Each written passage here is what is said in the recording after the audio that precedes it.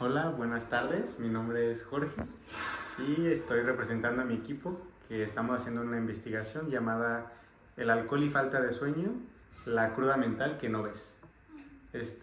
Bueno, primero empezamos con ustedes. No sé si pudieran darme una presentación rapidísima.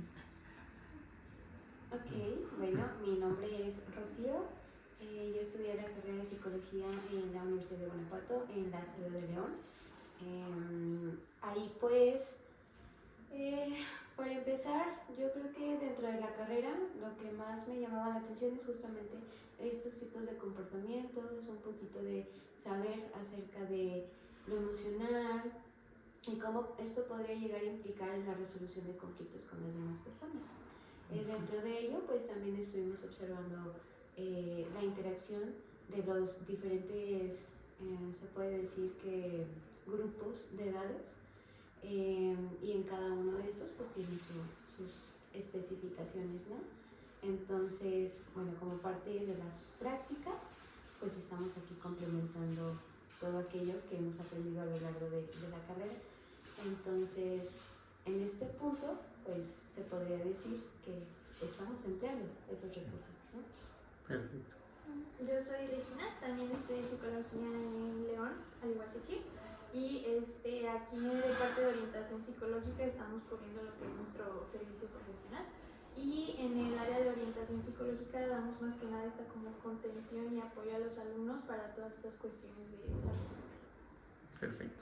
Entonces, voy a empezar con las preguntas sobre alcohol, desvelo y los efectos cognitivos en los estudiantes universitarios. Mi primera pregunta es, ¿qué tan común observan ustedes el consumo de alcohol y los desvelos entre los estudiantes? O sea, creo que el tema del alcohol es como muy común en la universidad y creo que sobre todo aquí en Guanajuato se da mucho, como por la facilidad y que es como pues muy barato. Sí. Sí, yo creo que también es justamente el contexto y creo que también varía dentro de como de las poblaciones, de qué forma. Las carreras sí hacen como un marcaje. ¿Por qué lo digo? Dependiendo, no digo que sea general, pero sí se observa una pequeña diferencia que en algunas carreras sí hay mayor tendencia al consumo, ya sea de alcohol, ya sea de tabaco, pero específicamente hablando de ciertas adicciones, en el alcohol sí se marca justo en ciertas poblaciones, ¿no? Sí varía en los estudiantes. Si quieren, para que sea más fácil, pueden contestar uno y uno, y así no... Bueno. Sí. Ahí desde su experiencia, ¿por qué creen que estas conductas están tan normalizadas en la vida universitaria?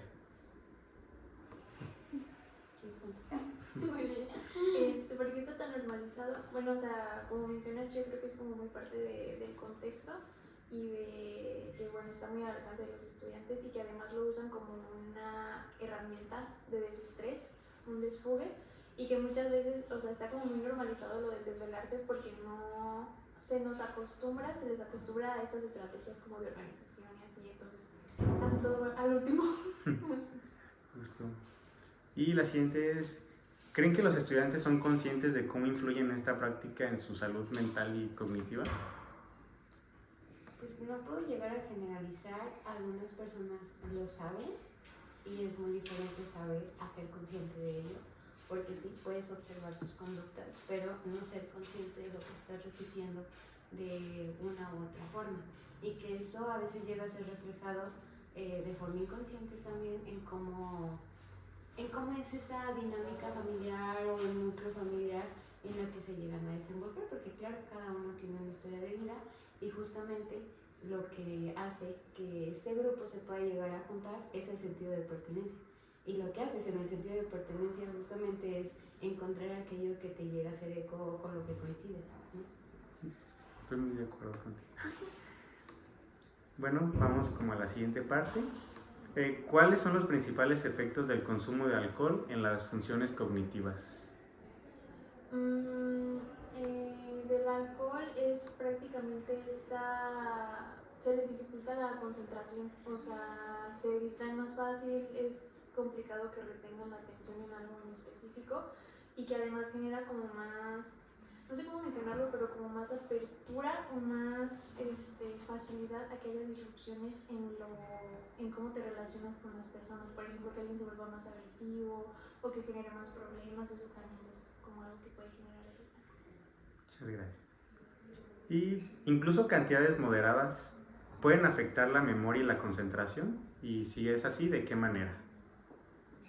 Ok, es que aquí hay que entrar justamente al tema de lo que podría llegar a reconocerse como lo que es moderado, porque muchas veces el concepto de que es moderado para mí probablemente no sea el mismo concepto de lo que es moderado para la otra persona, pero ya adentrándonos un poquito ya estandarizado, lo moderado sería una vez a la semana, lo que probablemente para alguien que ha estado constantemente en el alcohol, probablemente algo moderado sería 4 veces a la semana, cuando eso no es lo moderado estandarizadamente, ¿no? Entonces, justo el llegar a conceptualizar qué es moderado y posteriormente actuar ante aquella moderación, ¿no?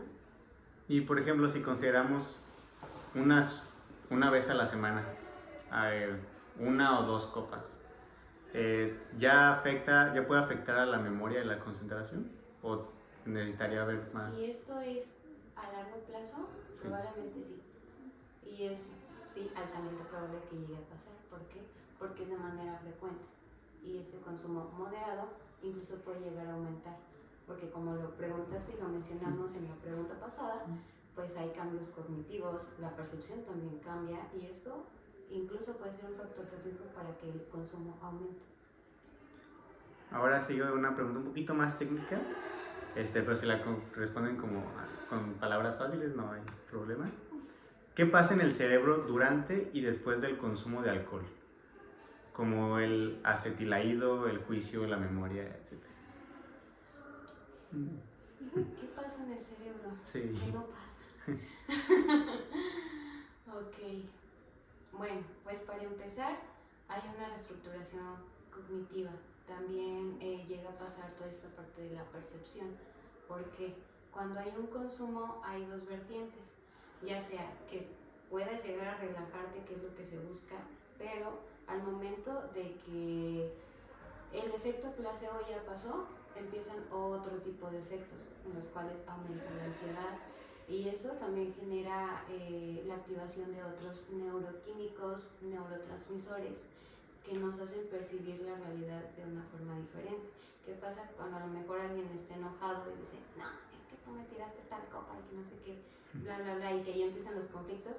La percepción de la persona está siendo sesgada por el alcohol, ya sea porque no está escuchando, ya sea porque de alguna forma está interpretando la información de una forma diferente y su realidad no está de acuerdo a lo que está pasando realmente y está siendo sesgada por el alcohol. Entonces hay cambios físicos, químicos, estructurales a nivel cerebral y pues dentro de ello también hay una nueva ramificación y alentamiento a nivel perceptivo y ¿cómo se llama? Sistema simpático y parasimpático. Muchas gracias, muy buena explicación. Y por último, en este punto, ¿qué tipo de consecuencias psicológicas o emocionales puede tener el consumo frecuente de alcohol en jóvenes? Como recapitulando, incluso lo que me habían comentado.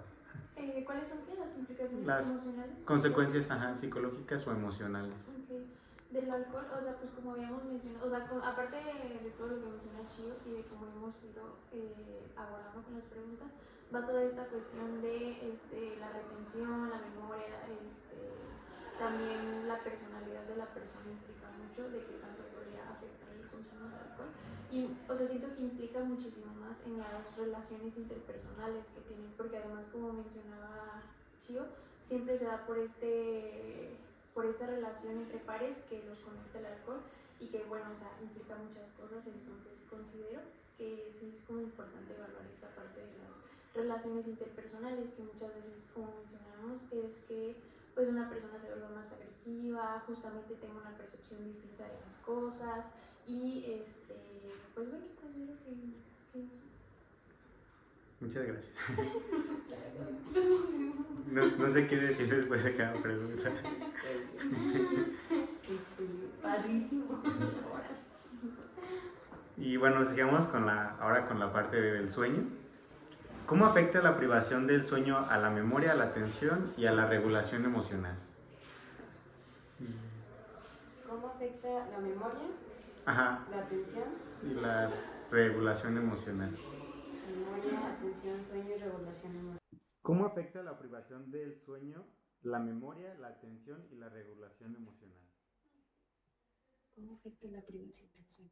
Bueno, pues para empezar, comienzas a tener bastantes sesgos. Algo muy similar con lo del alcohol.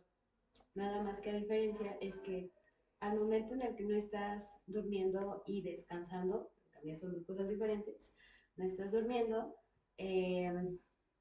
tus neurotransmisores dejan de conectar de una forma más rápida, en donde dices, ay, hay algo aquí, pero en la punta de la lengua, pero no sé exactamente qué es, justamente se va alentando esa parte de tu sistema nervioso. También te afecta a nivel alimenticio, ya que al momento de estar con mm, con esa falta de sueño, llegas a como a recompensar esta otra parte. Entonces, estas dos se conectan demasiado debido al sistema de recompensa del cerebro también.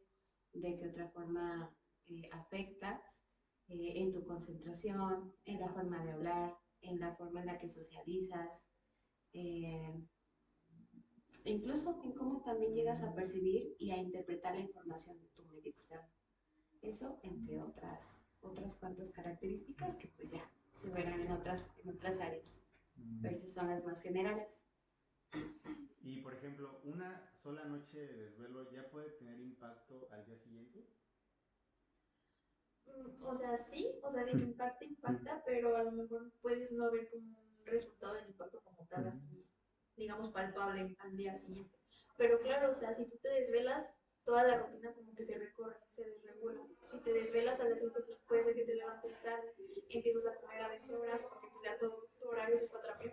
O sea, de que sucede algo, de que hay una desregulación, pues sí. Ok, wow. Y inventándome ya reacciones. No. Entonces, ¿por qué el sueño es tan importante para consolidar aprendizajes y procesar información? ¿Por qué es necesario el descanso? Es necesario que puedas reincorporar esa información. Por medio del sueño nosotros también aprendemos de qué forma. Digamos, todo el día estuviste absorbiendo información y al momento en el que tú descansas y tú duermes, esa información basura la comienza a clasificar tu cerebro. Entonces, esto dice como de aquí sí, esto no, y comienza a clasificar esa información y a consolidar los aprendizajes que has tenido durante el día. Si no le das un tiempo de descanso a tu cerebro y no duermes, esto es lo que llega a pasar, justamente a que haya olvidos, a que incluso se te pasen algunas horas en las cuales a lo mejor dices, pues tenía que hacer esto y no lo hice, se me olvidó. No consolidaste cierta información del día anterior, no te diste un espacio para poder descansar. Entonces esto es lo que comienza a hacer tu cerebro a forma de descanso, mini descanso, porque pues no estás durmiendo, no estás recuperando aquello. Cuando llega a pasar también esto que no duermes, tu cerebro no se da tiempo para clasificar esta información y no se consolida el ser prácticamente. Ok, entonces, una vez ya teniendo las consecuencias del alcohol por separado y las del sueño por separado, vamos a ver cómo es la combinación.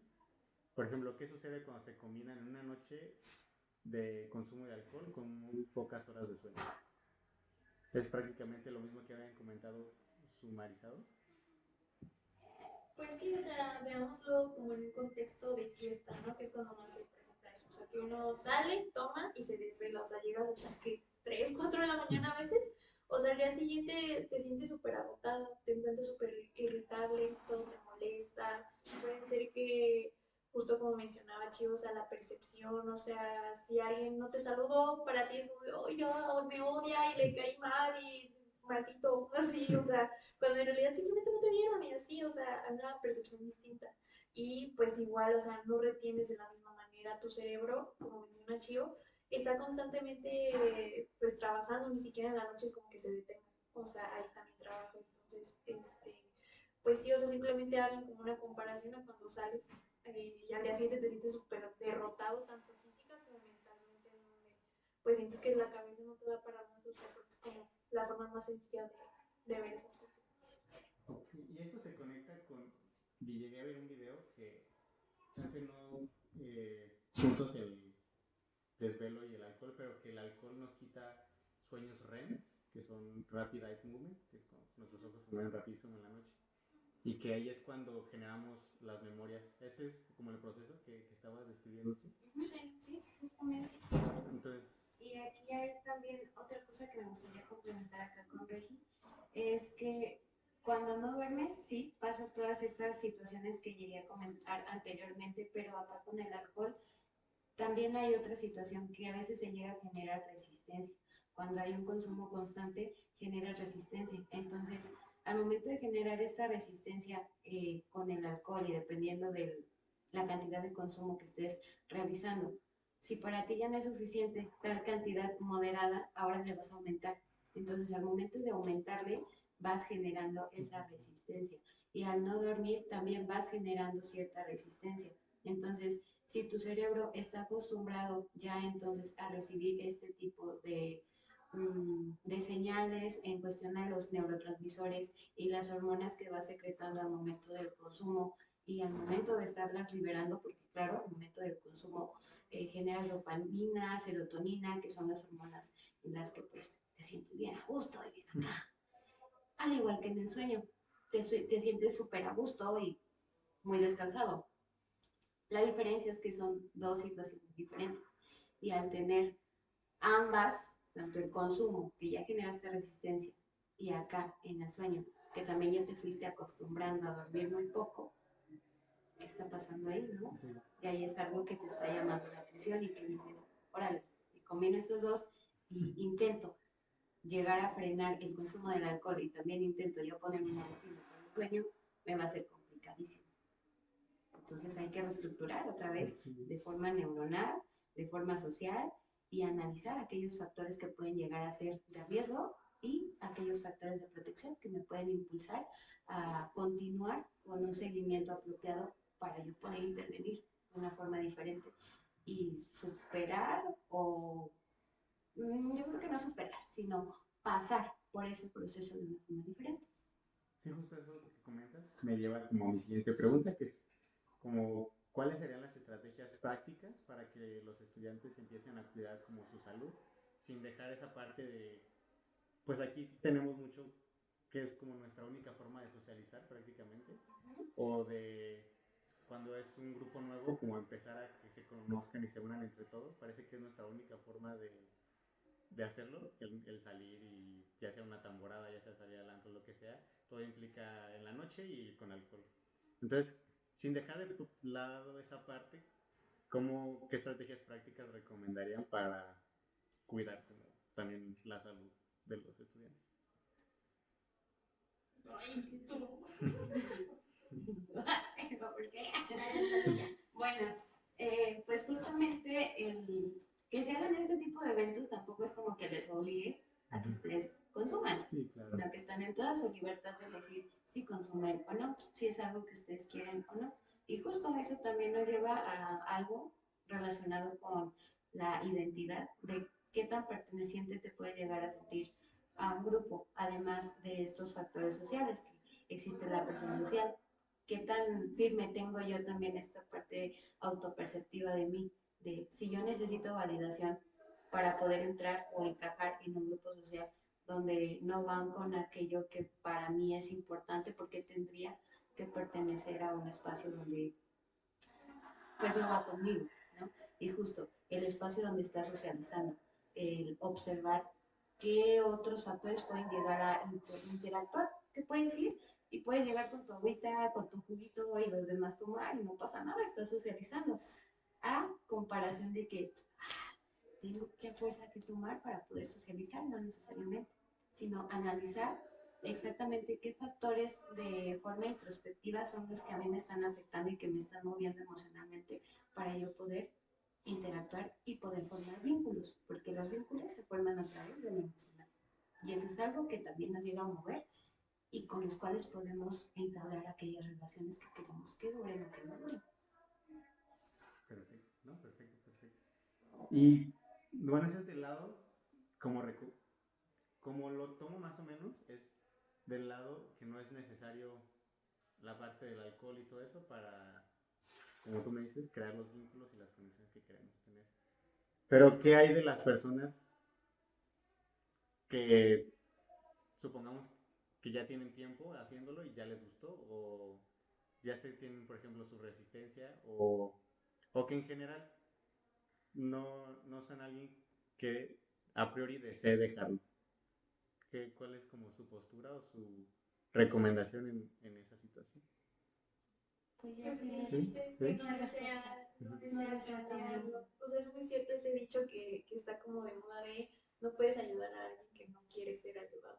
Si para si para la persona pues esa rutina es adecuada, no le genera problema, pues es como de, ok, si tú no ves problema, está perfecto. A diferencia de alguien que pues ya tiene como digamos, una adicción, un abuso, porque también está muy normalizado el abuso y la adicción, si ya identifica que hay una adicción y que le genera, ¿cómo se dice?, consecuencias, es ahí donde empezamos a agarrar a la persona y a crear nuevas rutinas, a hacer una reestructuración cognitiva para que vea las cosas como de otra manera.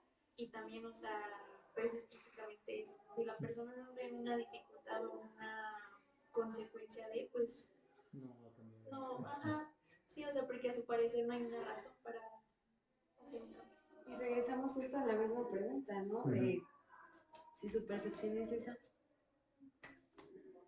¿No? De acuerdo. Y bueno, muchas gracias por su tiempo. Y mi última pregunta es si desean agregar algo más que consideren importante para este proyecto o para esta investigación. Acudan a orientación psicológica, o sea, Llamen ya. sí, llamen ya. No, pues, o sea, acudir al servicio que es de parte de la UNI para ustedes, creo que muchas veces se da como por sentado, o sea, que ahí está, pero nunca se dan como que el tiempo de acercarse y así, pero pues recordarles que este servicio es para ustedes y que pues aquí siempre va a haber alguien que le interese su salud y su bienestar. Pues muchísimas gracias por sus respuestas y por su tiempo. De nada, de nada.